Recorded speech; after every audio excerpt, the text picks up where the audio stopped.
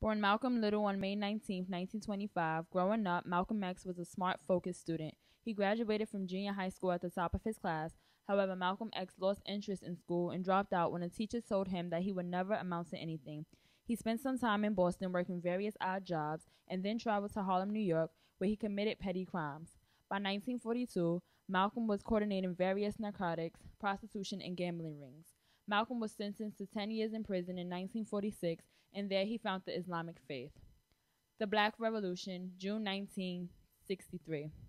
God wants us to separate ourselves from this wicked white race here in America because this American house of bondage is #1 on God's list for divine destruction today.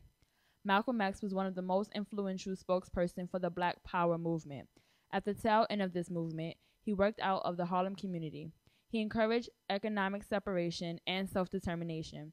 The Harlem Renaissance emphasized Black consciousness, community involvement, independence and originality, and revolutionary thinking.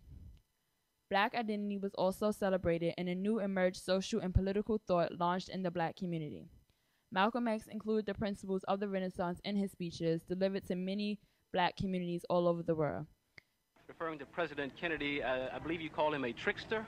He has to be a trickster. Even if he's the president, that doesn't stop him from being a trickster if he's making tricks.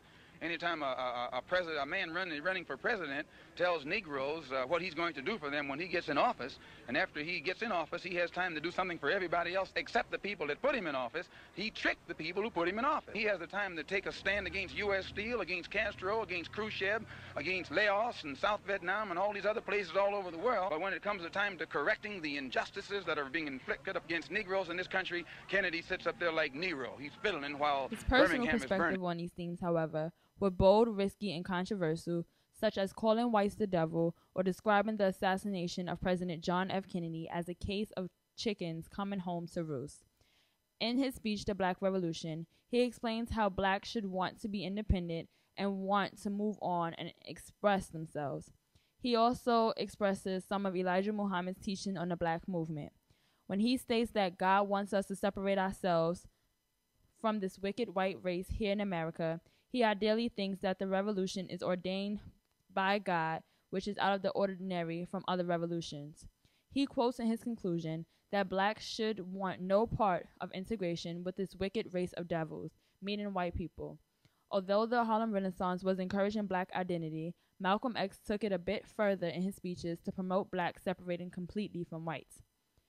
In his speech, The Ballot or the Bullet, he intends not to discuss religion or any other issue that divide African Americans.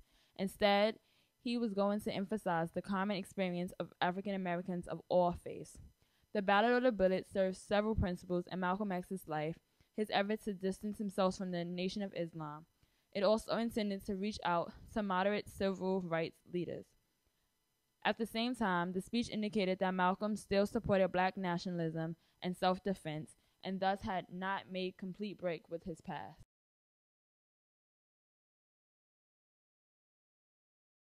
And this is what I had to become aware of on my pilgrimage to Mecca.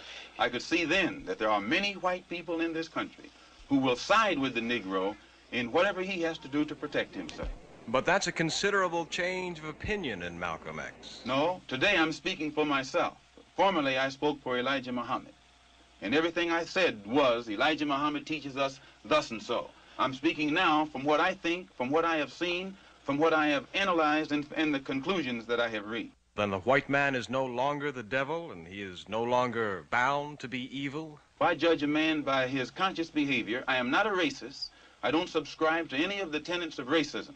Then there are good whites and good blacks and bad whites and blacks. It's not a case of being good and bad, good or bad blacks and whites. It's a